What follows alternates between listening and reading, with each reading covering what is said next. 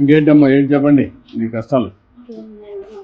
మా పాపని బాబుని చదివించుకోవాలనుకుంటున్నాను.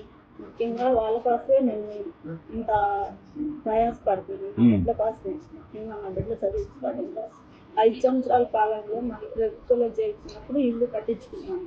అప్పుడు జరిగిన వల్ల మళ్ళీ 5 సంవత్సరాల్లో కాలం మాకైతే అందుబాటులోకి రాలేదు. మేము చాలా ఇబ్బంది పడ్డాం కరోనా టైంలో. ఆ టైంలో పడ్డప్పుడు మమ్మల్ని ఎదురు ఆదుకునేది ఎదురు రాలేదు.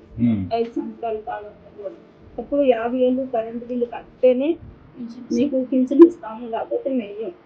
సచివాలయంలోకి వచ్చిన పింఛన్ ఎన్నికెళ్ళిపోయింది. ఎన్నికెళ్ళిపోతే 50,000 బిల్లు కట్టిన తర్వాత కూలి పని చేసుకుని ఇప్పుడు కూడా మేము 3,000 రూపాయలు బిల్లు కట్టినట్టు పింఛన్ కోసం 50,000 తెచ్చి అప్పుడు మాకు సచివాలయంలో పింఛన్ ఇచ్చారు. 50,000 కరెంటు బిల్లు కడితేనే ఆ 50,000 కట్టుకుని నేను అప్పుడు 2,750 రూపాయలు పింఛన్ తీసుకుంటున్నాను. ఇప్పుడు 4,000 వచ్చి మా అయ్య గారు నా బిడ్డని 4,000 రూపాయలు పెట్టి నా బిడ్డని పోషించుకొని చదివించుకుంటున్నాను.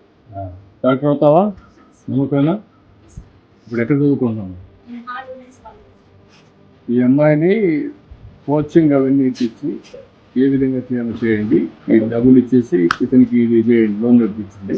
ఇమ్మీడియట్గా వర్కౌట్ చేసుకో. ఓకే, మళ్ళీ నా డబ్బులు కూడా ఇప్పుడు బిల్లు ఇచ్చేసేయమంటాను. ఇది కూడా పెట్టిస్తాం, సోలార్ పెట్టిస్తాం. ధైర్యంగా ఉండండి. ఈ పాపని ఏం కావాలో అవన్నీ ఇప్పించండి. నాకు ఎంబీబీఎస్ చూసేట్టుగా మీరు మెంటరింగ్ చేయాలి. రేపటి పాప జిల్లా అడ్మినిస్ట్రేషన్ ఉండాలి. ఒకటి టేక్ లాజికల్.